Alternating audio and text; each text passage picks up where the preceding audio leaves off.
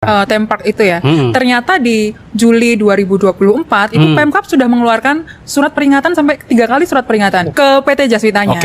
Jadi gue wawancara dengan Bupati baru nih di Bupati baru Kabupaten Bogor, Rudi Susmanto, yang juga adalah ajudannya mantan ajudannya Prabowo. JPR juga dong di sana ya. Iya, dijaga nih sama mantan ajudan. Nah, ternyata setelah diselidiki tempat yang bermasalah itu sudah dikeluarkan tuh surat peringatan sampai 3 kali oleh Pemkab. Tapi kemudian Pemprov itu bilang ke Pemkab waktu itu ya, PJ Gubernur ya, kalau mau ditindaklanjuti ya silakan saja disuruh bongkar biang lalanya gitu. Tapi memang di hold oleh Pemkab saat itu ketika Bupati meminta klarifikasi dengan kepala-kepala dinas setempat. Kenapa? Karena saat itu sedang masanya setelah Pilpres dan menjelang Pilkada.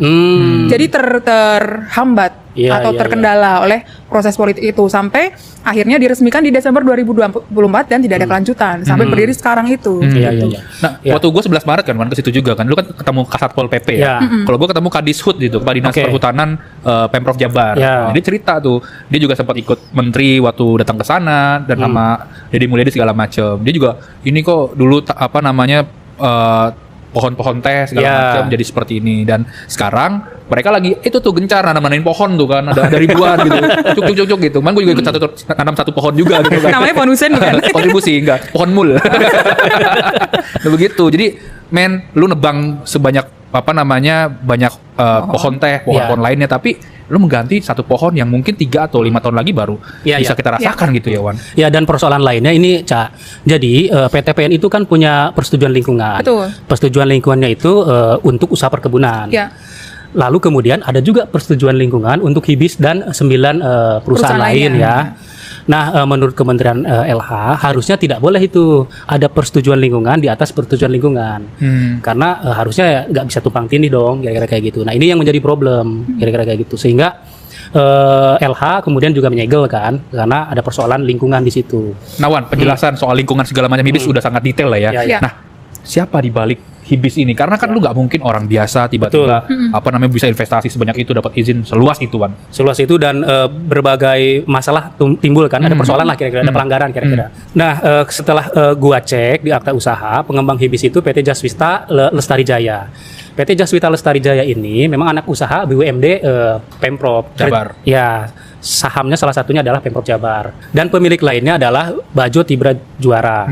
Nah, gua cek lagi dong akta usaha Bajo Tibra Juara ini siapa? Pemiliknya adalah Bajo Resort Asia. Ada PT lagi nih. Terus gua cek lagi nih, siapa ini pemilik Bajo Resort Asia ini? Ternyata pemiliknya adalah Reja Ahmed Nur Cahya. Siapa dia? Yang ternyata ketika gua cek Google dan muncul di LinkedIn, dia itu adalah salah satu senior desainer di Urbane Indonesia. Urbane itu kalau nggak salah perusahaan arsitek milik Rika ya, Ridwan Kamil ya? Didirikan oleh Ridwan Kamil. Artinya kan ini potensi konflik of interest-nya lumayan ya. Karena perizinan itu segala macam diurus saat Ridwan Kamil masih menjabat sebagai gubernur ya. Ya, terlepas dari apakah ada Ridwan Kamil investasi di sana atau tidak, kan kita belum menemukan di sana ya. Buktinya belum ada ke sana. Tapi ada orang yang terhubung dengan RK di situ, di Hibis itu. Kira-kira seperti itu. Ini mau tahu, Cah? Baca nanti laporan majalah Tempo ya. Nanti teman-teman juga baca. Nah, yang menarik lain lagi adalah ternyata di 2022 itu keluar Perda RT RW yang baru di zaman RK lagi nih. Ridwan Kamil lagi ya. Zaman RK. Jadi hulu sungai Ciliwung maupun Cikeas dan Cilengsi itu berubah nih menurut pola ruangnya. Ini menurut Kementerian LH, kan kita juga cek ya petanya yang ada di RT RW 2022 dibandingkan dengan RT RW di 2010. Jadi di RT RW 2010 itu pola. Halo teman-teman, kembali lagi bersama saya di channel ini. Salam NKRI harga mati. Teman-teman, dalam video ini kita telah mendengarkan sebuah cuplikan video yang disampaikan oleh teman-teman Bocor Halus.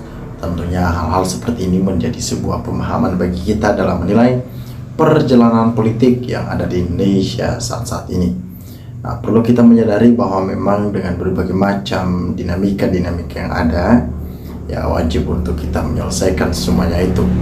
Nah, ketika Ridwan Kamil ya tersangka korupsi dan rumahnya digeledah oleh KPK, dan juga berbagai macam barang-barang bukti yang dikira itu juga termasuk dari korupsi ya, sehingga KPK menyita hal itu. Tentunya ini sangat memalukan karena Ridwan Kamil sangat dibangga-banggakan dari dulu. Baik ketika ia masuk di Golkar, dia sangat dibanggakan sekali. Namun tentunya sekarang ini ketika muncul nama seperti itu, Ridwan Kamil tersangka korupsi, ini memalukan sekali bagi Golkar. Dan tentunya dia juga mengecewakan banyak orang. Apalagi ketika ia mencalonkan dirinya sebagai calon gubernur, terkhususnya di wilayah DKI Jakarta. Sangat-sangat memalukan sekali karena dia di-endorse langsung oleh mantan presiden yaitu Joko Widodo dan juga presiden sekarang ini yaitu Prabowo Subianto. Mereka mendukung Ridwan Kamil, bahkan turun ke jalan. Artinya ini benar-benar memalukan sekali.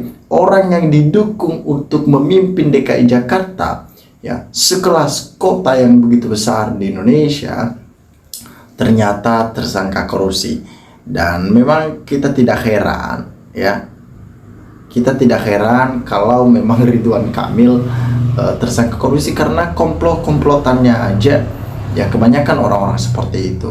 Artinya, maka kepada siapa kita bergaul, itulah yang memang akan menentukan juga masa depan kita. Yang kita lakukan akan terpengaruh dan terbawa suasana dengan hal-hal seperti itu.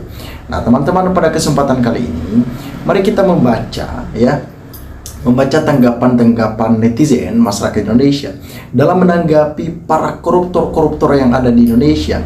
Karena yang menyusahkan negara ini bukan masyarakat, tetapi para pejabat itu sendiri yang tidak pernah puas, yang tidak pernah berkecukupan akan hal itu. Mari kita membacakan. Ridwan Kamil sempat dipuji-puji sebagai pemimpin bersih dan konsisten, ternyata hanya pencitraan semata. Beda jauh dengan Anies saat gubernur DKI dipaksakan untuk dikriminalisasi lewat Formula E. KPK pusing mencari kesalahan Anies, ternyata itu hanyalah sebuah omon-omon doang, ya. Ridwan Kamil niru cara mantan Menak Yakut yang kabur-kaburan untuk menghindari jeritan hukum. Kali-kali aja sukses, pikir Ridwan Kamil. Ya, mantap, gasken KPK. Ya, memang harus KPK tidak boleh tebang pilih, ya. Siapapun itu harus diperiksa karena itu akan menentukan marwah dan kepercayaan masyarakat terhadap institusi Komisi Pemberantas Korupsi di Indonesia. Karena kalau mereka tidak bisa konsisten, tidak bisa profesional dalam menjalankan tugasnya, buat apa lembaga seperti itu, ya. Bekas perkebunan teh di Ciater kini sudah dibangun tempat wisata yang sama seperti yang di Cisarua. Jangan-jangan nanti Subang dan Lembang kebanjiran. Orang baik bergaul dengan ketua geng Solo jadi rusak, kasihan. Ya, memang begitu karena mereka didukung oleh Mulyono. Kalau Mulyono sudah bergabung di dalamnya, maka jangan harap, ya, jangan harap itu akan baik. Jokowi bilang rekam jejak Ridwan Kamil bagus saat kampanye Pilgub Jakarta. Calon Jokowi ternyata bermasalah semua. Orang-orang yang diusut Jokowi adalah orang-orangnya yang sama seperti dia. Ketika nama Jokowi muncul di OCCRP sebagai presiden terkorup sedunia, itu juga sangat memalukan harusnya. Dan didukung juga Ridwan Kamil, ternyata tersangka korup juga. Jadi orang-orang seperti ini layaknya diberi peringatan keras, ya. Tim suksesnya Ridwan Kamil, Riza Patria, waktu itu mengganggu-ganggukan Ridwan Kamil selama menjabat jadi gubernur Jabar. Banyak sekali penghargaan yang diraih. Sekarang terbukti prestasi sebagai koruptor sama dengan seperti Mulyono, ya. Ridwan Kamil kata Jokowi punya rekam jejak, ternyata rekam jejaknya punya uang dapat deposito 70 miliar. Coba tebak duit siapa tuh? Ayo KPK jangan kendor, jangan masuk angin. Kalau terbuying segera TSK kan Ridwan Kamil biar nggak ngumpet, ya. Itu yang lebih penting. Teman-teman, silakan berikan tanggapan teman-teman di dalam kolom komentar ini sehingga kita dapat bertukar pikiran antar satu dengan yang lain lewat kolom komentar ini. Terima kasih teman-teman. NKRI harga mati.